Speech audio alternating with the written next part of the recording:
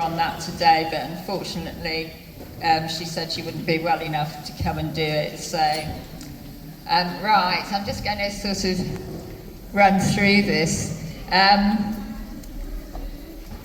It really, the housing and the squatting movement was key in helping to develop lesbian feminist community. There was very little available rented housing for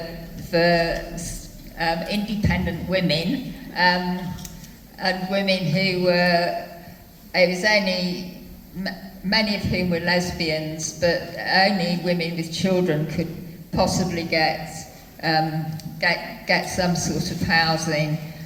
So many lesbians were squatting in different areas of London, and this enabled the development of lesbian feminist community and the beginnings of the growth of lesbian feminist culture.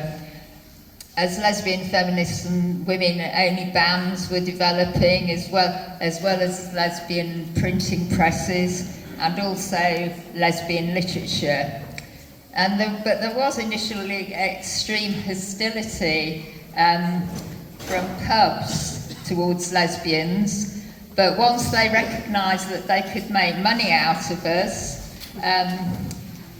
through having lesbian-only bar nights and discos, they changed their minds. And so there were pubs and discos that, well, lesbian-only bar nights and discos were being set up at the time. In the early 1970s, most lesbians had actually left, well, in London, the Gay Liberation Front, because they had nothing in common with gay men, and they chose to join the women's liberation movement. Jane Dixon said that lesbians in the Gay Liberation Front were up against a thinly disguised misogyny from gay men, and lesbians did not want to pick up women in public toilets.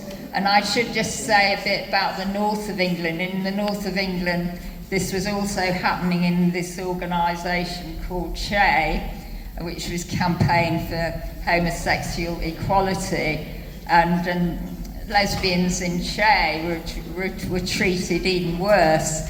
One woman writing about this had told them that gay men had said that lesbians shouldn't be involved in homosexual equality at all because they smelt. So this was a view that gay men had about lesbians in the north of England. We should say that many lesbians were actually leading the way in challenging male violence against women through Reclaim the Night marches and taking militant action against the creation of sex shops and against sadistic films of women in cinemas, and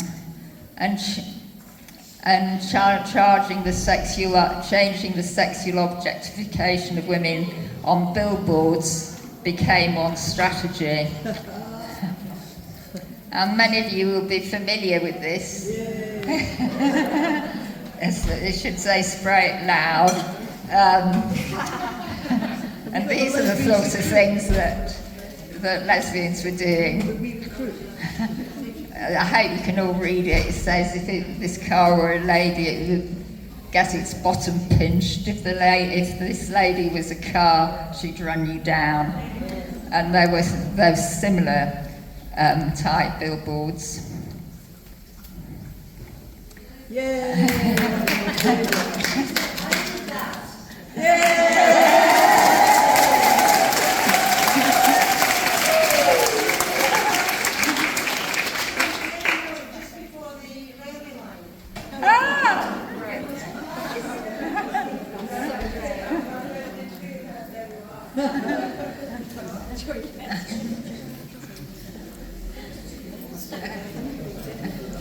So this is about if you want to improve your nightlife, and then you can see the slogan that was written on the billboard.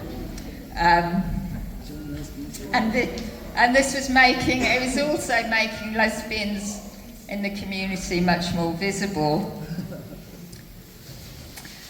There has been, I would say that there's been some accounts, if you like, that the development of lesbian feminist culture and politics was mainly ignored by men, and this actually wasn't true, because the state was beginning to attack lesbian mothers in the family courts. And during the 1970s, many lesbian mothers were choosing to become lesbians and leaving their often violent male partners or husbands. What was not realised was that they were likely to lose custody of their children because they were regarded as unfit mothers. And there are also some lesbians who were seeking to have children via donor insemination, known as the lesbian baby boom. There were, however, many lesbians in the lesbian movement who rejected the idea that lesbians should have children, and just thought that was following a sort of female heterosexual role. But as it became increasingly clear that lesbian mothers were under attack from the family courts, they realised that their support was needed. Even in the early 1980s, lesbianism was considered a mental illness, ironically as it is now, by social workers and psychiatrists who based it on the Freudian idea that lesbians had inadequate personalities. And I'll just show you, this is out of a report that was funded by the Greater London Council, the GLC at the time, the state attack on lesbian mothers and what was, sorry, I'll have to go back again to that slide. What was actually being said about lesbian mothers, that they were actually classified as unfit mothers, and all these, they had all these statements made by them that you can see on the screen. And so it was rare for lesbian mothers at the time to actually win a court case and obtain custody of their children.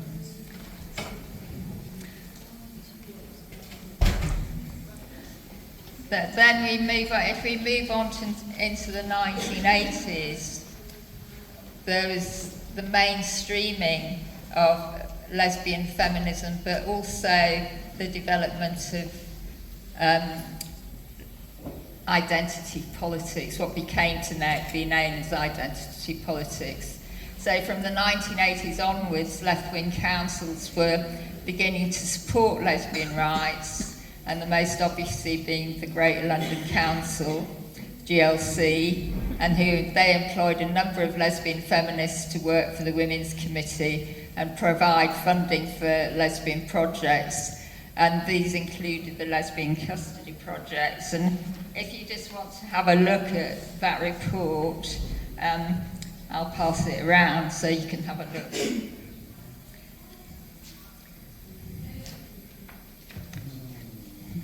So if you, yeah.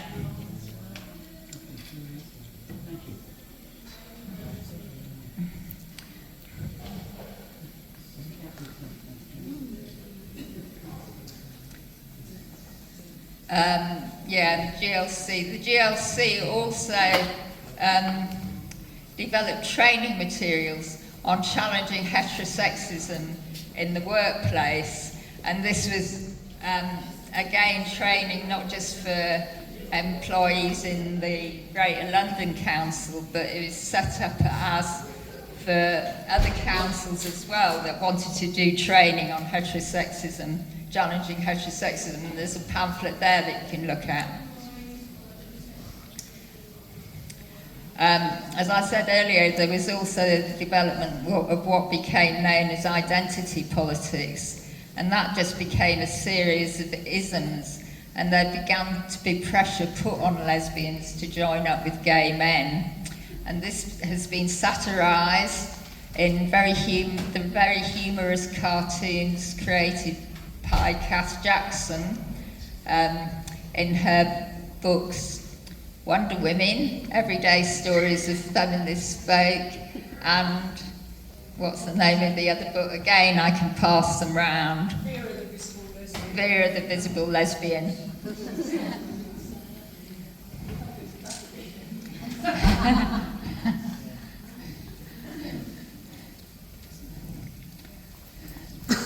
So, here we have, you can see the series that she satirised of a sort of identity politics.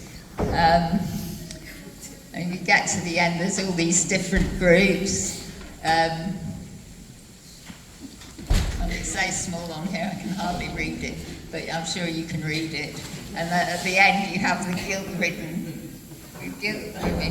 women's group. Yeah, and then down below,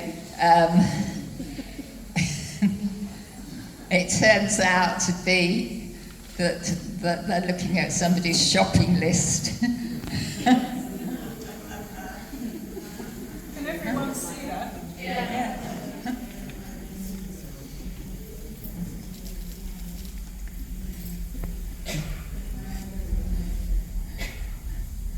And then there was pressure on lesbians to join with gay men. And again, Kath Jackson, in her book Visibly Vera, published by the Women's Press, she's also satirised that. And here's gay men sort of talking about setting up the Lesbian and Gay Centre, or what they wanted was the Gay and Lesbian Centre. And their different views, and down below you can see that lesbians don't want to have anything to do with gay men. Can you all read it? Yeah.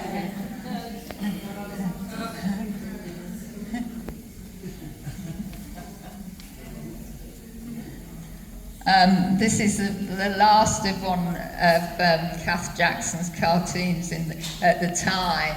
And you can see the cat saying, "No, I didn't."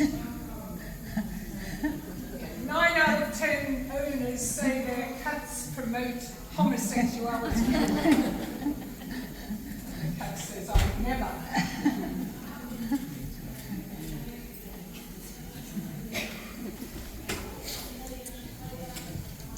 Okay, so that's a very brief presentation of what also will come up in further, I suppose, in other women's presentations to some extent. And we're next going to have Lynn Alderson talking about the setting up of the SisterWrite bookshop. Do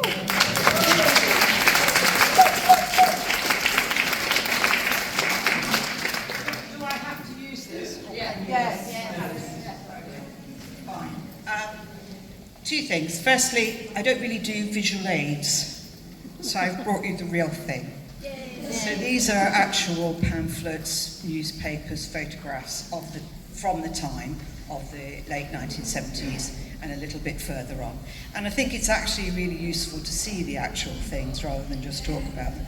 Yeah. So I'm going to pass these around and take a bit, look after it a bit, because it's all very old and it's all a bit tatty. But it will give you a sense of the range of the kind of things that we were all up to. Oh, is that the back?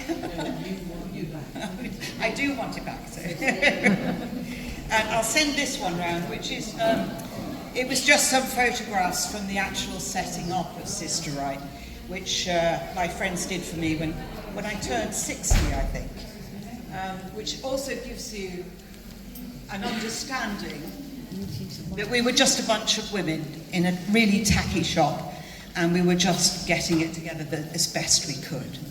So for me, the SisterWrite story started when I was working in Compendium, and that was one of the alternative bookshops, the biggest alternative bookshop in London. And I was running what they would call a women's section, but was interestingly then called sexual politics. And I think that's an interesting distinction. We have lost sexual politics. And actually that was the precursor to women's studies, gender studies, queer studies, the descent into hell, basically. So I was approached by Kay Sterling, Mary Coghill, who said to me, let's start a women's bookshop. And I said, we haven't got the money. And they said, well, we've got £5,000 as an inheritance, another 3 somebody's going to lend us, and we'll fundraise for a bit more. Okay, I said, why not? Let's do it. Kay had worked in Collett's, and as I said, I was in Compendium. And I'd also worked in the Peace News bookshop in Housemans. So I did know something about the trade, and so did Kay. And we pulled our expertise together. I also stole the entire card index system from Compendium. Shh!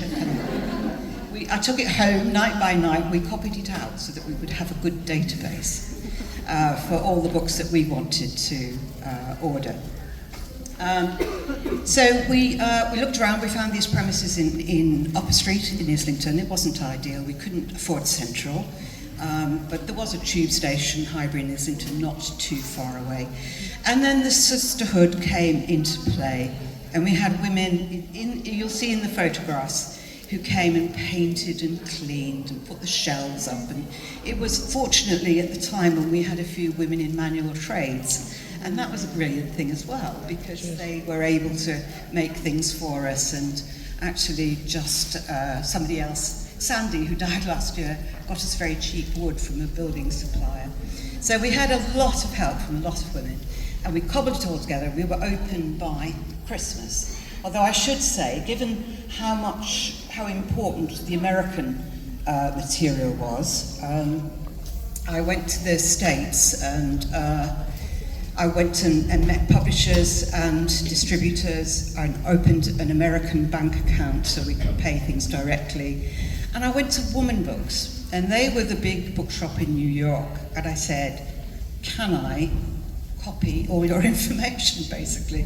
And they said, yes. So I spent 3 or 4 days standing on a stool at Woman Books, just taking out book by book, writing it down, where was it published, we didn't have computers. It's really important to remember that. A lot of this was painstaking, labour-intensive work.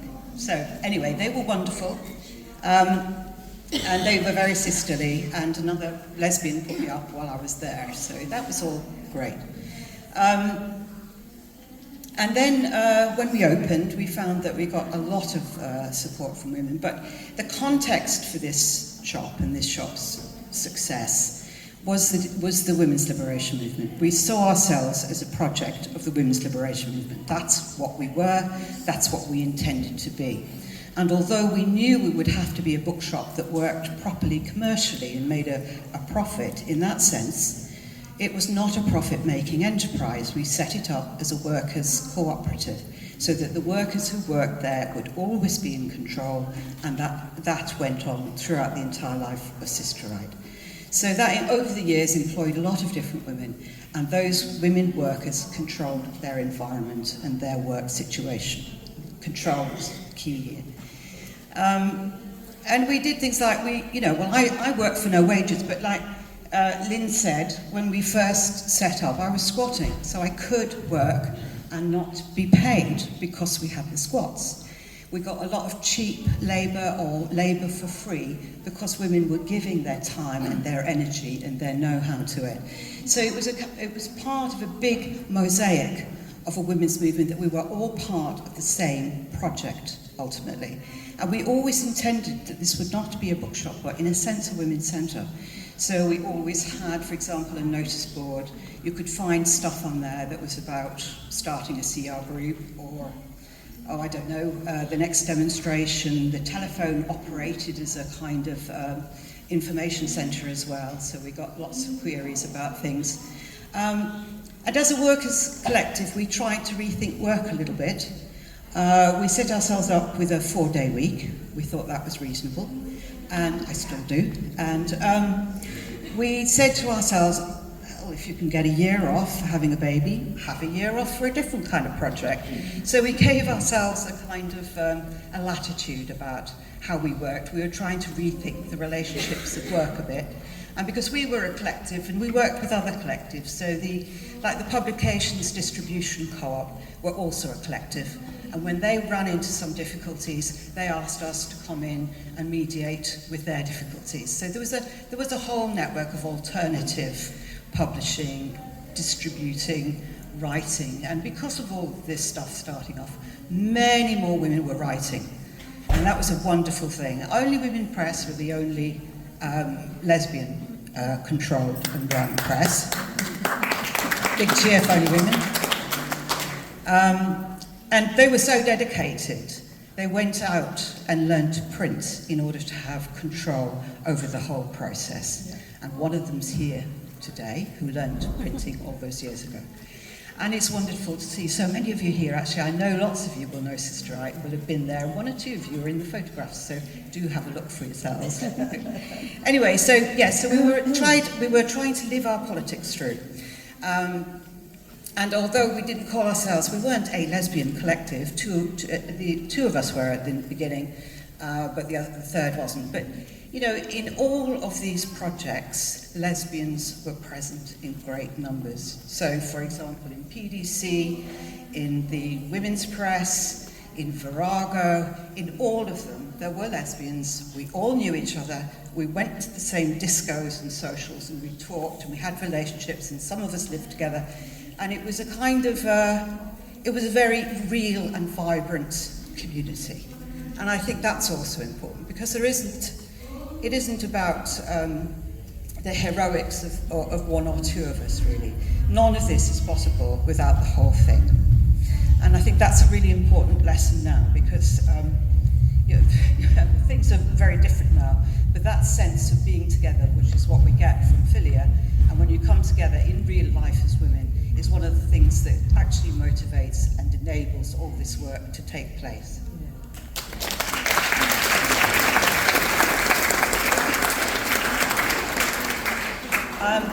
There's so much I want to say, and I can't because I haven't got very long, but I want to refer you also to, I did a presentation with the Lesbian History Group, which is available online. So if you want a blow-by-blow, and you want to know about some of the relationships in the shop and that kind of thing, I recommend, well, of course we had a rule that collective members would not get involved with each other, which lasted about 3 months, I think.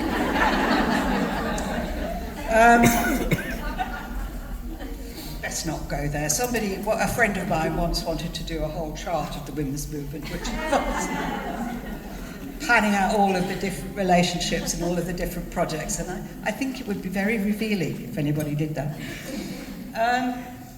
So yes, we had a bit of trouble with police, we had some hostility. It is hard now to remember how very hostile those circumstances were. When I first was involved in the lesbian scene, it was in the old-fashioned 1960s lesbian scene, which was very much under the counter, taboo, you could be blackmailed at work. It was seen as a filthy sexual perversion, and your parents died of shame. You know, so it was a kind of, it's from there that we started. And I think that's, again, really important because, you know, over those few years, we actually came so far that the Thatcher government decided they had to specifically aim for lesbians and gays and repress us via Section 28. So we come from that, through all the struggles of lesbian mothers and through all the other things that we did, to a point where the state saw us as a threat. But they always did. We had policemen occasionally come into the shop. I once picked up the telephone and I found myself online to the National Abortion Campaign. Now, I hadn't run them and they hadn't run me. So we think our phones were tapped. So there was a lot of things like that went on. They stopped us from importing, at one point, the joy of lesbian sex, I think it was. So there was this uneasy relationship with the establishment. And we were very much part of the alternative culture and the radical culture of the time. Again, we wouldn't have been there without that. But we were also prepared to break the law, and I think that's another thing as well that also might be worth rethinking. We had the famously brave women in Leeds who attacked the sex shops, which was wonderful. But every time we squatted, every time we took over a house and broke down the door, we were breaking the law. We had groups that were doing illegal abortions. We had a whole range of things where it was necessary in order to actually live through your politics that you had to take a risk now and again. And a lot of women were prepared to do that. So just to say to you, the police's suspicion of us wasn't entirely unwarranted. Oh, and also we had Astrid Proll living who was one of the wanted Bader-Meinhof women, who was living in the outskirts of the lesbian community in Hackney. So their suspicions weren't entirely unfounded. Our next speaker is Rosemary Schonfeld, and she's going to talk about the lesbian feminist band Ova and lesbian feminist music. Thank you, Lynn. I am going to talk about Ova, but not entirely, because this is really also about everything that was happening, and lots of other music was happening. Like Lynn Alderson, who's got something about SisterWrite on the Lesbian History Network website, Lesbian History Group website. I've done an interview as well. If you want to listen to that, it's about an hour and a half. That'll give you lots of detail. I also have handed a few of these leaflets round from that amazing time of lots of music. We do have a Women's Liberation Music Archive online. There are lots of flyers here. You can hear a lot of the music that was happening at that time by different bands, different solo artists, and there's a lot of archival material on it as well, posters that you can see, interviews. So I will not go on too much about Ova now, because you can find out a lot about it, about us, and about what was happening by the interview on the Lesbian History Group website, and also on the Women's Liberation Music Online Archive. Do come and get a leaflet afterwards. I do have some slides, but I'll start by just saying a few things that I think the other two Lynn's have touched on about, it really was a time of DIY. It was a DIY culture. We didn't have, I was just talking to someone from that I knew way back when, just now, just reminding me that, we didn't even have telephones often in the squats. There was no social media. We did everything by hand. We carried things, by hand. It was the pre-digital era. And that's really important to acknowledge. I think that really affected the culture as well, about what what manifested from that. It was really exciting. It was also quite challenging in many ways. And one of the things, Ova, the band that I was in, we were really fun, basically a duo. And we came into being because I fell in love with a woman, with Jeanne. We were both singer-songwriters. She was living in France. We weren't feminists. Probably would have just about called ourselves bisexual at the time. And then we got violently beaten up in the squat that we were living in a horrendous homophobic attack, where we were beaten up by these thugs, but also the local hippies nearby blamed us. It was like our fault, basically, for being lesbians. And because the group that beat us up were Irish, well, we were English imperialists, and therefore it was our fault as well. So there wasn't, there's very little support. And I thought that was a bit rich, seeing that I was Canadian. But anyway, all that kind of stuff was going around. So we ended up, Jeanne and I ended up in a fantastic squatting community of gay men. They were the only ones who'd take us in. We had nowhere to go. And we knew a musician who was living there, and we spent 3 months there, living there while we kind of worked out what on earth was going on. We learned about sexual politics, we learned about words like homophobia and misogyny and all that kind of stuff. And we, as singer-songwriters, we just started writing about it. And I think this is what happened. We were not the only ones at that time doing that. We were writing about the struggles, the fights, the politics, our lives. And there was, as has been touched on by both Lynns, we were all fighting realizing we were fighting the same battles, many of the same battles, and we were coming together. And whenever you get that kind of environment, you're going to get a culture coming out of it. And music was one of them. And so we sang a lot about, you know, life as a lesbian, our lives, what was going on. When we recorded altogether 4 albums, and we toured internationally as well. And as I think Lynn mentioned earlier, the Greater London Council, we ended up getting funding from them to set up a women's recording studio, because one of the things about the music scene at that time was we were all very political. We challenged a lot of things. We were anti the music industry, we were anti the star culture. It was about trying to empower other women at the same time. And one of the things where women had been really excluded from was recording technology.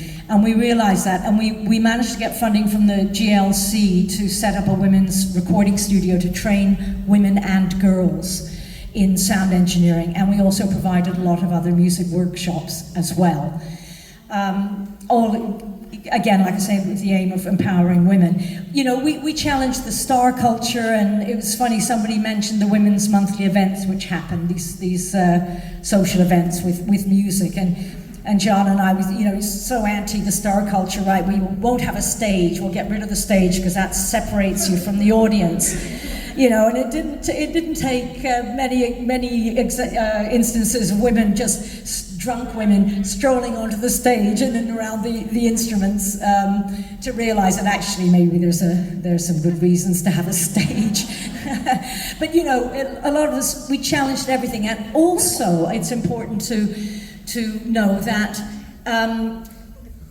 men wouldn't play with women. We were fighting those roles. It was all right if you were a woman singer, if you played the flute, and that was about it. Unless you had a boyfriend in the band or a husband in the band, because there was always exceptions. Men were they could be very, very hostile. So all of us who were trying to develop our craft or whatever and progress, we needed each other. We had to play with each other. It was the only way that we were going to get that experience. So that was another reason why we had, you know, many sort of women-only bands, and I would probably say predominantly lesbian bands as well. Do look at the Women's Liberation Music Archive website and take a leaflet, because there's just a wonderful wealth of material, and that was set up by a woman called Frankie Green, who was in a women's band called Jam Today. It was one of the early women's bands. I'm going to show you some slides now. Just one more thing about the recording technology that I wanted to say, that we really felt that when we got our hands on that, I felt it was like the workers getting their hands on the printing presses for the first time. You know, we were in charge. We could actually be in charge of our output. I know so many stories of women who've been destroyed by the music industry, with the male producers who would want to package, manufacture women, you know, for their sellable image, whatever they thought that would be, usually, you know, they thought they could turn men on, basically. And it was a way of taking control and being in charge of our output. So we were in control right from everything. We produced it ourselves. I think all the women's, we didn't have producers. You know, we didn't do that. We produced it ourselves. And I know sometimes that could get a little bit difficult in the recording studios when you had larger bands and things. You'd have disagreements and that, but we were in charge. So it was very, very important, that aspect of the whole thing, to be in charge of the whole process. I think I'll show some slides now, because I'm very aware of the limited time. So look at the Lesbian History Group website. It's got I think also, I mean, lots of interviews with women around at that time, lesbians around that time, and the Women's Liberation Music website. Now, I'm going to play a track from Ova at the end, but I've been left to my own devices now, and I don't know what to do. How do I get it started? Into power, okay. Bear with us just a minute, please. It's supposed to be all set up. Just moves it. Okay. Right. Okay. Thank you. Sorry about that. When I said earlier about empowerment, what was very important, that one of the things that we did at the Ova studio was start a women's drumming group. Now, this isn't so unusual these days, but it really was then, and that group went for years, and they went on after I left as well, which is the main thing. It was about trying to empower women so they weren't dependent on a leader, and that was in Covent Garden. We did a couple of spots there, and there was somebody in the audience was standing there, and they apparently said, "But they're all women." You know, it was quite unusual then. So that's the drum bells. What's the next one? Okay, this is what we looked like over. This was in our, when we first started out. That must have been in about 1979. And that Jana on the left, Jana Runnels, that's me, and Sally Bautista. We played with other women over the years, and Sally Bautista was with us for a few months, and she was the one who actually came up with the name Ova. And that's kind of what the stages look like. Stages look like pretty basic. Which one are you? the one that isn't Sally Bautista or Jean. This one there. That's me at the right. And I had this one as well. I think this might have been at a Women's Monthly event. It was very much about women and for women. You think, God, Groundhog Day or what? Are we having to fight for this again? This, just to show the whole culture thing now, there were t-shirts and everything. Women Unite, Reclaim the Night. There were a lot of t-shirts. I still have a lot of t-shirts. That's Sean and me. That was our first album cover. We did a full-length cassette first, but that was Out of Bounds album cover. We played in Germany a lot. We toured Germany a lot. Germany kept us alive, basically. They were the most wonderful audiences, a vibrant lesbian feminist. Yeah. Very, very good. We toured there every year, and we were treated really well, made wonderful friends. They were, it was terrific, really. So that was in Germany. But just, this is how Jana and I, that's how we started out. I think that was actually before we got beaten up. Just sort of dates, just to give you an idea of the era and the style. And then this was, I think we never used this photo, but it was our last album we did it. So following the sort of 80s, you can see the slight influence of 80s fashion there. We played, some of you might have heard, actually, can I get rid of this thing? Thank you. Bit late, better late than never. Michigan, this was from the Michigan Women's Festival. I want to mention that. There was a women's music festival, happened every year for 40 years in the States, all women. We played there, overplayed there 3 times. They eventually stopped not that long ago, and I'm afraid I don't know the details, but one of the issues the pressures that I think led to them. They might have just wanted to retire anyway. 40 years is a long time. But it was, okay, right, I'm not going to mealy mouth it. It was the pressure by the nasty trans, basically. putting pressure on to allow trans to come into the festival, and that was the end of Michigan. But it's 7,000 women every year. And it was amazing that, you know, the little town nearby where the festival was every year used to have banners, welcome Michigan Women's Music Festival, 23rd year or something like that, because it was boosted the economy having 7,000 women there. That was really good. This was our first cassette, nearly finished, our first cassette cover that we did. We've got one song in there, which is, why does that want to come back? Click the X. Yeah, I am. If I can see it. Doing this upside down. Yeah. It doesn't want to go. Okay. Woman Behind Bars was for Astrid Kroll. That was a song we wrote for Astrid Kroll. Again, another poster.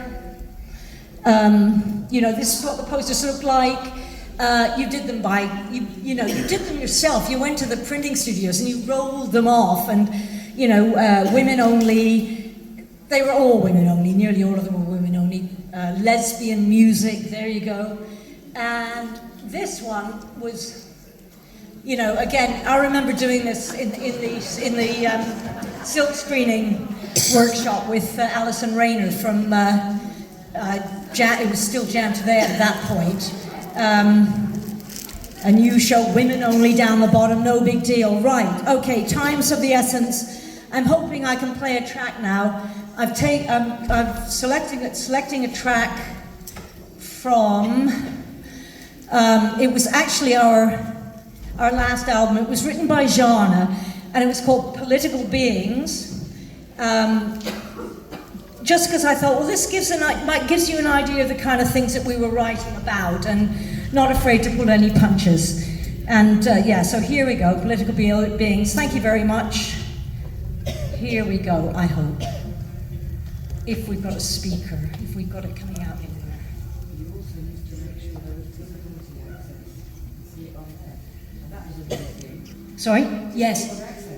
Right, yes, disabled access. Right, this is...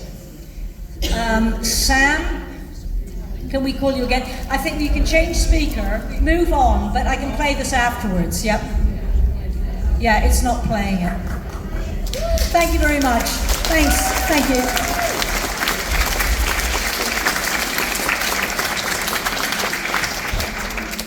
Hello, I'm just testing. I'll introduce myself, it's okay. I'm Elaine Hutton, and I'm going to be talking about fiction. Because this is such a quick whip through, what I've done is chosen books I think reflected the debates at the time and are significant and still relevant now. I'll just point out that I edited a book published 1998 called Beyond Sex and Romance, The Politics of Contemporary Lesbian Fiction. There are loads of books listed, lesbian fiction listed in that, and it's still available. A lot of the books I'm speaking about, I'll just mention their names, but there'll be a full list of the authors put up on the Lesbian History Group website with the dates, etc. Okay. Patricia Dunker, I'm reading it because, Patricia Dunker stated in 1992, feminist writing will always be oppositional. We must always write polemic until we've written our new world into being. She put this into practice in her short story, The Crew from M6, set in France.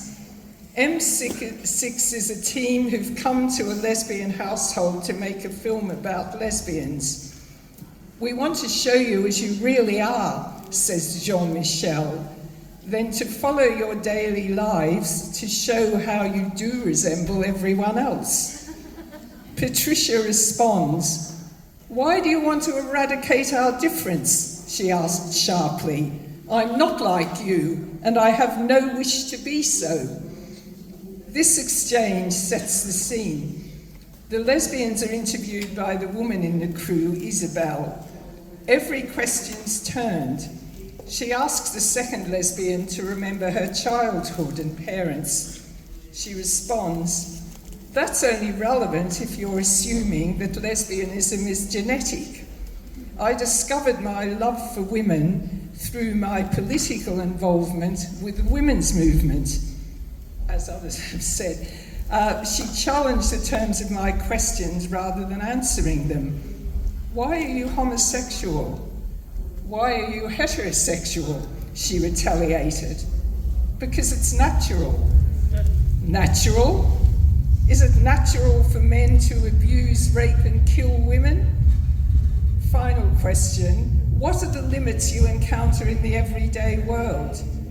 You and the poverty of the heterosexual imagination. Jean-Michel tells his crew that he's not going to use any of the women's interviews, though he promised them. Who wants to watch a film about mad women who want to eliminate men? Then mysteriously, his car crashes and he's killed. Isabel, who was his lover, takes over the project. They will see themselves in all their uncanny difference. I will edit the film. And there's a hint that she might become a lesbian. Right. Second book. The fantasy ending of men being irrelevant and violent men simply being dispatched is used to great effect in the comic novel Relatively Norma by Anna Livia. This novel doesn't compromise or make any excuses for men. All the men are called John, and they're all interchangeable.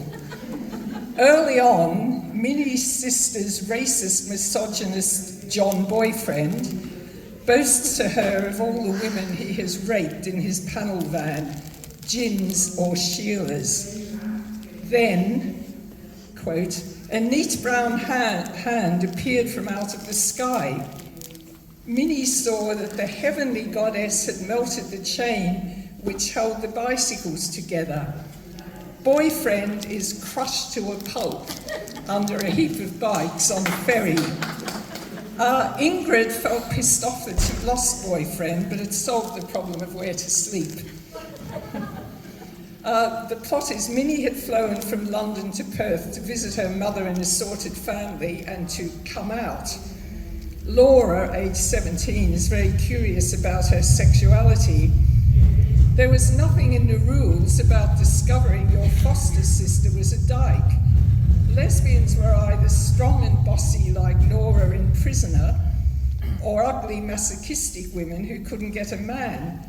Lesbians were never anyone you actually knew, let alone someone bouncy and fun. So through the course of the novel, Laura sees other alternatives to her life. Heterosexuality wasn't normal. There wasn't a normal for it to be. So she leaves her boyfriend and with the other sister, Ingrid, moves into the Perth lesbian household and then later goes to Sydney in an alternative, to live in an alternative suburb and get a good job that she really wants. This all happened because she was exposed to lesbian activism and lesbians. What about love interest, which often figures in lesbian novels? Minnie, the heroine, meets Erica. Will they, won't they, is a theme throughout the novel. They clearly fancy each other. There's a moment when Minnie goes to Erica's house early in the morning. Erica meets her in a nightshirt and they sit on the bed. But the newsletter must be done. Erica had burst out of her, what's going on? I like you a lot, Minnie, but I'm just not into it. If you were staying, it'd be different. You'd be part of what's happening.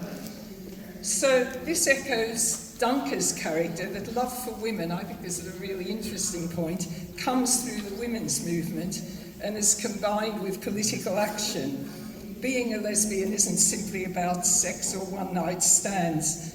This novel doesn't follow conventional heterosexuality as a lot of later lesbian novels did. So, Relatively Norma is one of the funniest lesbian novels I've ever read. And here's just one last quote from here to illustrate the humour. Laura went on stroking the cat.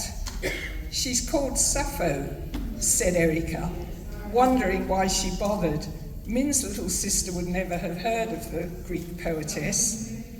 "They all are," Laura mumbled. Erica didn't think she could have heard right. Okay, moving on. Two important writers are Barbara Burford and Suniti Namjoshi. Burford's The Threshing Floor has as its main themes race and class differences, work relationships, sexual relationships and friendship, with black women and white women trying to work through conflicts in their glassblowers collective. And Suniti Namjoshi, a very, very funny writer, in her various fables, hilariously exposes the absurdities of categorizing people by race by substituting animals for people. So you've got a blue donkey who's worshipped by grey donkeys, and then you've got that's in the Blue Donkey Fables, and in Conversations with Cow, you've got an Indian woman, Suniti, who falls in love with a Brahmin cow. And there's a whole group of cows at one point who call her Sunny. And anyway, I haven't got time to talk more about those, but there are discussions of those two books in Beyond Sex and Romance by Lynne Harne and Anita Naoko Pilgrim. Short stories from the period also echoed debates in the women's movement. There's a number of stories by black and Asian women which confront problems such as coming out to parents or difficulties of mixed-race relationships. It was slowly becoming clear to Shabnan that in order not to lose Christine, she must tell her parents it was unfair to expect her to hide away when they visited. That's Daljit Kaur. And the same vein of mediocrity, real anger in this, was at work in Ginny. Her reluctance to work things through with Smita indicated a lack of courage, a moral laziness in not wanting to risk engagement. She wanted to stay safe, not take on the difficulties of difference. That's Shamim Kabir. Another theme of some stories and novels was lesbians at work. Berta Freistadt, dope-smoking lesbians can never be good teachers, is a great example of this. And there's a novel about work by an American woman who lives here in Scotland, Alan Gulford, who you'll have heard of, Queendom Come.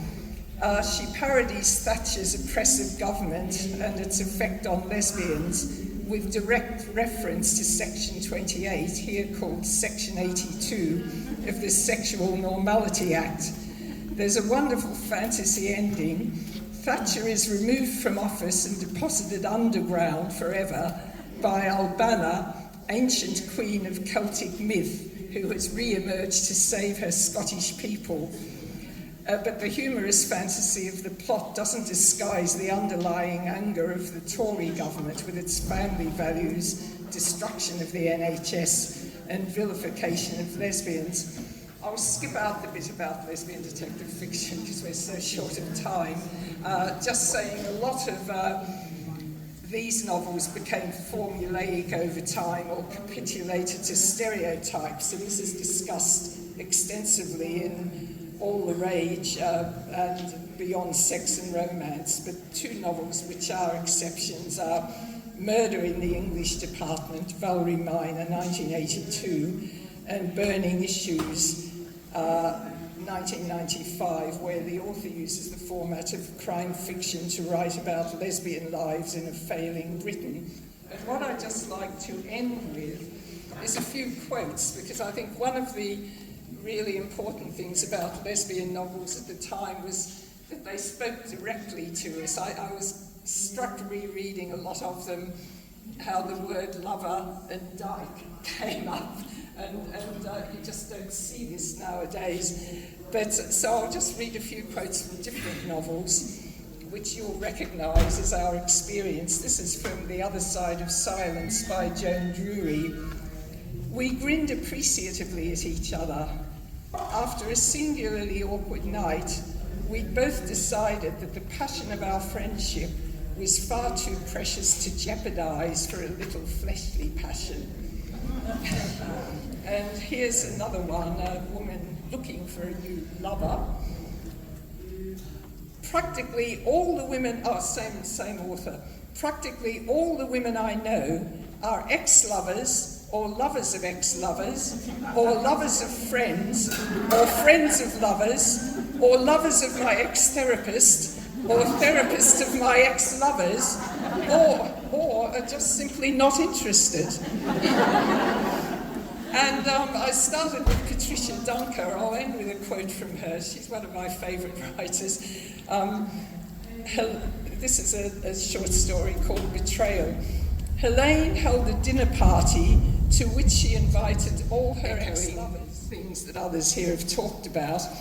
In our lesbian writing of the period, we have examples of writers writing a new world into being by their characters' lesbian resistance, standing up to male violence and exposing the patriarchy and getting rid of violent men by dispatching them, influencing other women to become lesbians, supporting each other but also challenging other lesbians, which we've seen in some of the short stories, drawing attention to racism within the movement in a variety of ways, but above all, speaking to lesbians in a way we recognise and chuckling at ourselves at times. That's probably enough.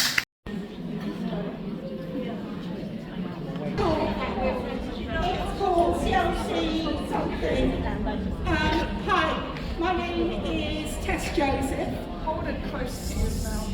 Okay, I'm holding it a bit closer to my mouth.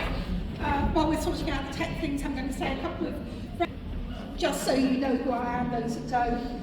I'm fairly low down on the pecking order. I haven't done loads and loads of things, but when I first came to London in 1985, I had it's all about, as Elaine's talking about, the history of relationships, who you know, who you slept with, and who your best friends are.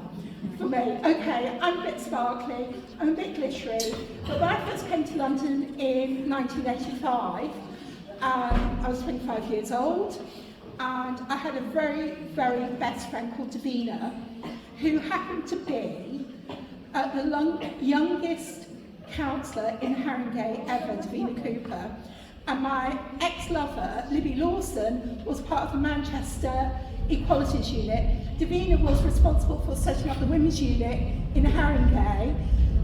Libby worked for the Manchester Equalities Unit, and Davina was also, because she lived kind of like on the Camden borders, involved in the Camden Lesbian Centre project, as it was then defined before we got a lesbian centre. Right, that's how I got involved and got elected onto the steering group shortly after. When I talk now, before I actually talk about the history of the centre and the whole thing about local government that supported it and underpinned us getting the funding for this, I have to mention a few people that are either very unwell or no longer with us, that were very much involved in the project and in the Lesbian Centre and Black Lesbian Group.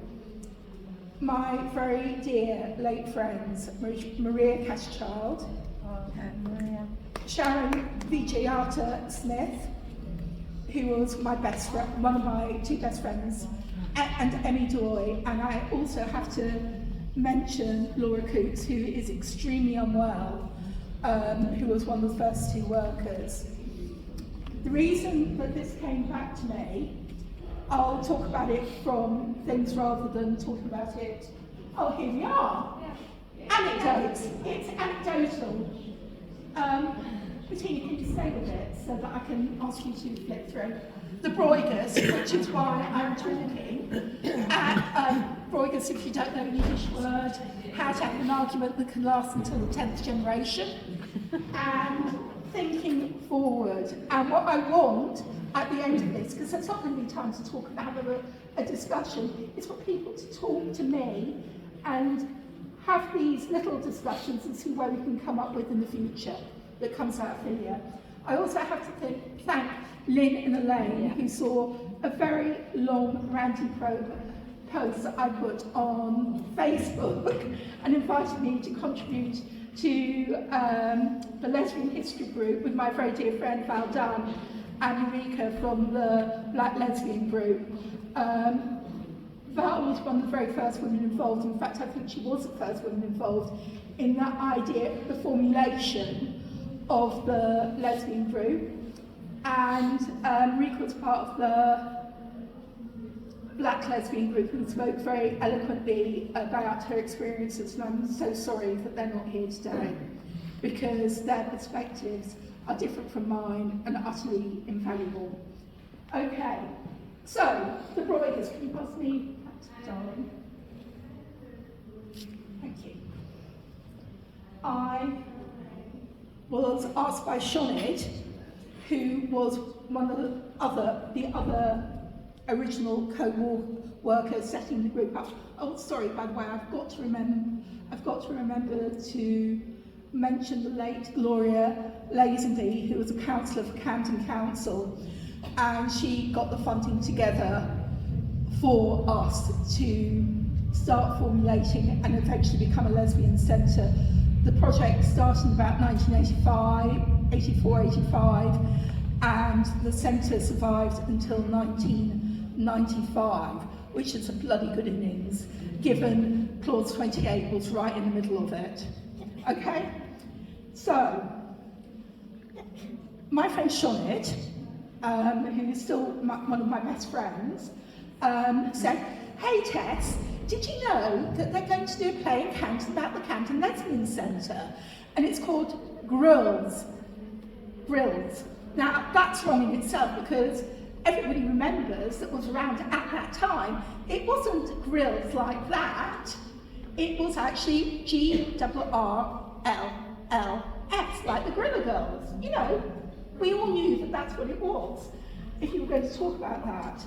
And she said, I'm going to be interviewed, and we were all networking, you know, kind of like those of us that were still around, and say, oh, you know, who else was involved? Do you want to be interviewed? And I thought that due diligence had been done.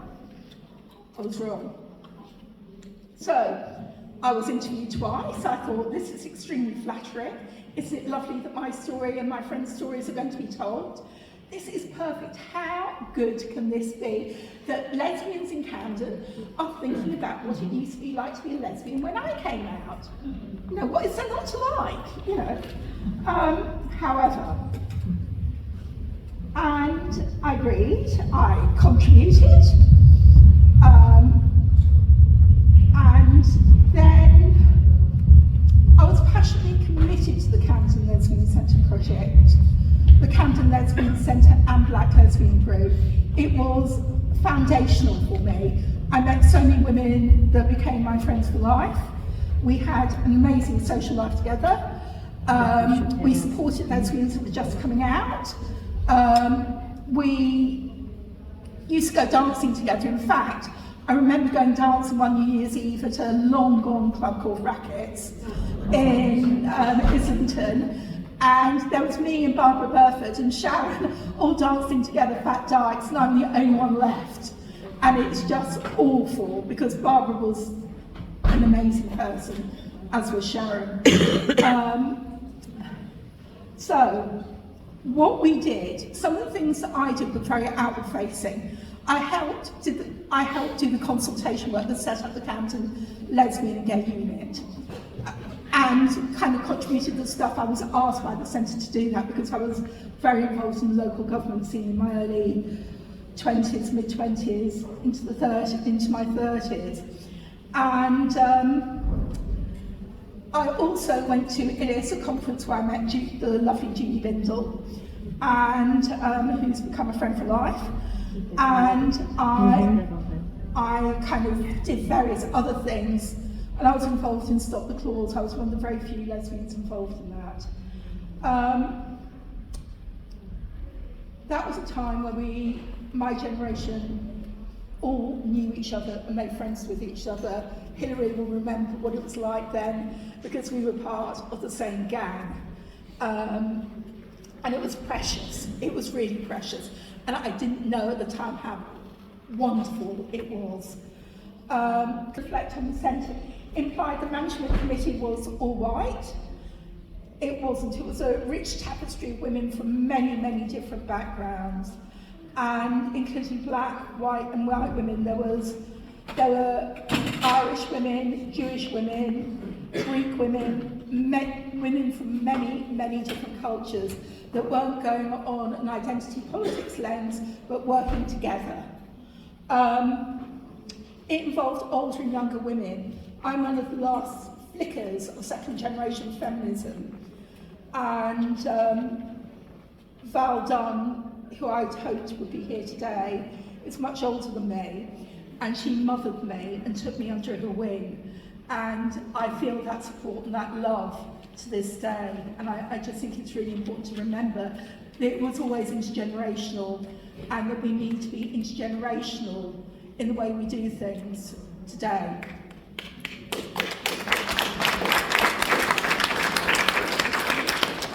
In the play, workers depicted were mainly black, and tensions depicted between the workers' management committees were ascribed to racism. The two founding workers, Laura and Shonid, are white women. Almost 40 years later, we are still friends, and I cherish these friendships. The subsequent makeup workers changed once the building was acquired. My very dear late friend Sharon, a black woman, was on the management group and then became a worker. Those of us that knew her zestful life and her wonderful laugh will miss her forever. As I've said, we will also miss Emmy Doy and my dearest friend Maria Catterchild, who were also on the management committee at the same time as me. They were wonderful women who contributed so much, and each died far too early. The play took her pro-SM stance and didn't reflect the landscape of the time. The debates that we called the sex wars, asked Sheila Jeffries about that.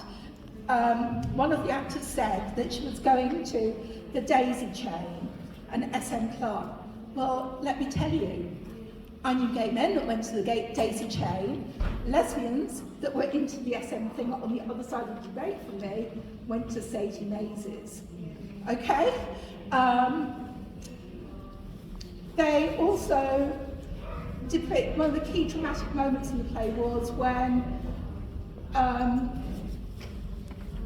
they came into the centre with leaflets for a stop the clause, section 28 of the local government bill, saying that we will all be affected by the clause, implying that trans people were involved heavily in the struggle.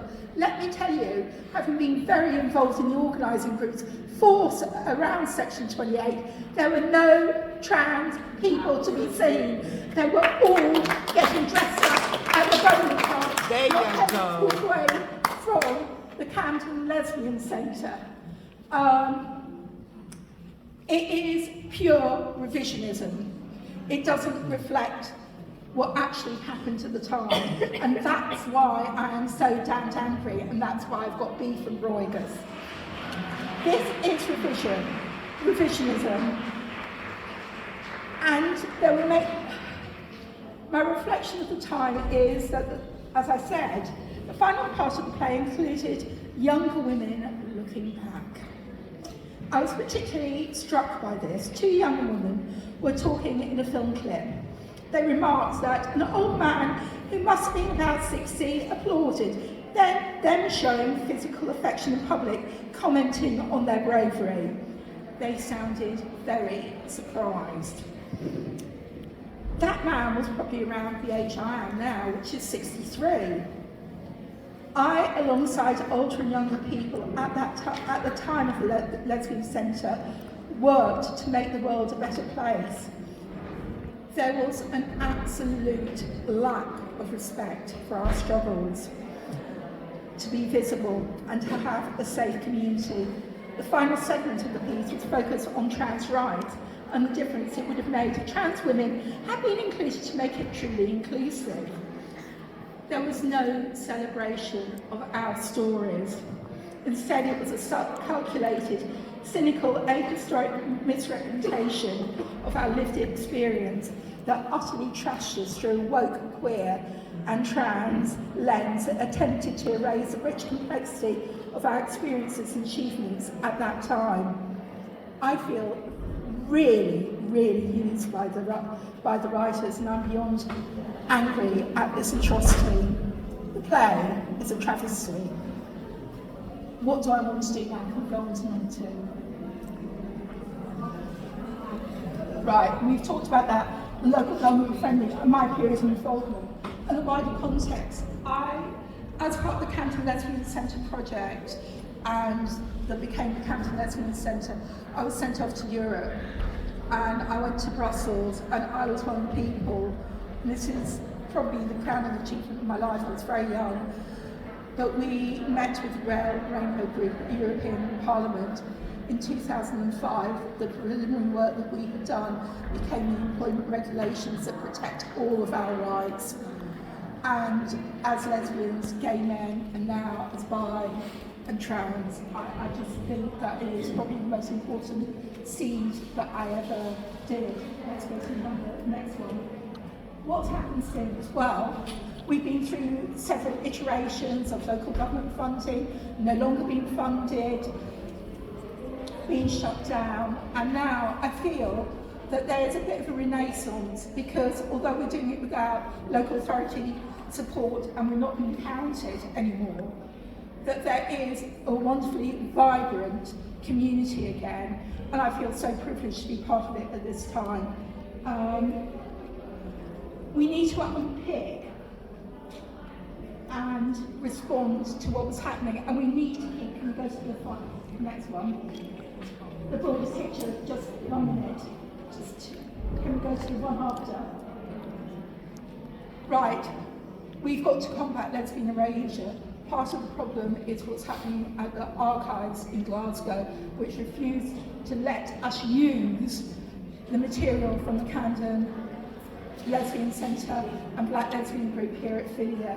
It is my story, it's my friend's story, it's our story, whatever generation we are in, and to have that misused in the way that it has been is appalling beyond belief. We need to find ways to communicate and record ourselves, and Sandy has done some amazing work, who's here, with the archive in Leeds, and we need to find other ways of doing things again. I know work has been done among feminist and lesbian archives throughout the 4 nations in the UK, but we need to all support this. Speaker Jenny Willmott from Lesbians Scotland is actually going to talk about the problem of lesbian archiving in Scotland.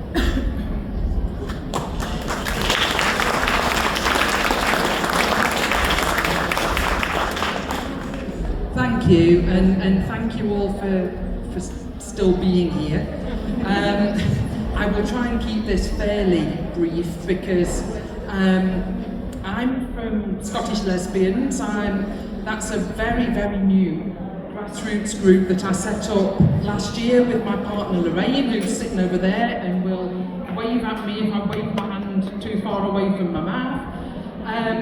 So we've got about 18 months worth of experience under our belts, which is nothing compared to what these amazing women have got behind them. It's been fantastic to listen to them. So I'd say we're a grassroots group for lesbians, and one of the things that we are concerned about is lesbian archiving. Just a bit of background to what Tess was talking about. The UK National Lesbian Archive was established in 1984 in London, with, like so many other organisations, funding from the GLC. But when the GLC went out of existence, the archive's funding was withdrawn. So in 1995, the archive was transferred to Glasgow Women's Library. And Glasgow Women's Library it's dotted around the city a bit, but at the moment it's just down the road in Brigton in what I think is going to be its permanent home. And that archive, that lesbian archive, contains material dating back to the turn of the 20th century, including a lot of things like magazines from the 50s, badges, t-shirts, oral histories, all sorts of ephemera. It's got loads of stuff. And at the time it was transferred up to Glasgow, Lorraine was actually a regular visitor to the Women's Library, and at that point the lesbian archives were proudly on display, and women were encouraged to go and have a look at them. I should make it clear it was only women who were allowed to go into the lesbian archive. Men were allowed to visit Glasgow Women's Library, but by appointment. Now, we, in preparation for today, did a visit to Glasgow Women's Library, and there was absolutely no sign of the lesbian archives. And we were greeted by a lovely, very friendly volunteer on the front desk who told us that they've got gender-neutral toilets, and men are welcome in the library, which we thought was, you know, a bit of an odd thing to say to a couple of very obvious lesbians.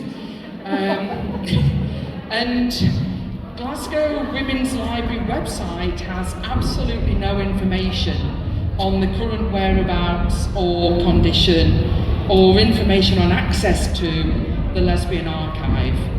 They have online references to their LGBTQ collections, but the page relating to the lesbian archives was last updated in 2017.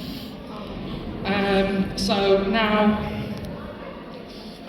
we've also seen recently, following the protests in support of the Gender Recognition Reform Bill up here, the one that's been blocked by the Westminster government, the Women's Library was collecting placards along the lines of Lesbians for Trans Rights. Their women-only events are open to trans women, non-binary people, gender-fluid people, anybody, basically. So, I mean, to be clear, we don't have any concern that any harm has come to the archive, but it's not accessible. We don't know where it is, we can't get at it. Women who have material in it, which actually includes Lorraine, can't get at it. And we don't have any confidence at all that the Women's Library is going to be collecting material produced by or relevant to lesbian groups like ours. We recently carried out some lesbian research, which I'll be speaking about again in a session tomorrow. And one of the main themes to come out of this was that lesbians need our culture, we need our history, we need our representation. One respondent said we need to see ourselves represented in the world. So we are concerned that nobody else, certainly in Scotland, is going to be collecting the kind of stuff that is relevant to groups like ours. So one early decision that we made as Scottish lesbians was to do some work on digital archiving of the activities and stories and things that have been emerging recently in the last kind of 5 years. There's been a resurgence in lesbian campaigning and in feminist campaigning more widely in Scotland, particularly in Glasgow. This is an absolute hotbed of it at the moment. And as with all lesbian history, if we don't capture it, no one else will. So we are, like I say, a very tiny group. I wouldn't say we've got no resources, because we've got some fantastic women, some of whom I can see in the crowd here today, which is lovely. But we don't have any funding, we don't have any premises. So at the moment, we're working on creating a digital archive, collecting these stories and materials.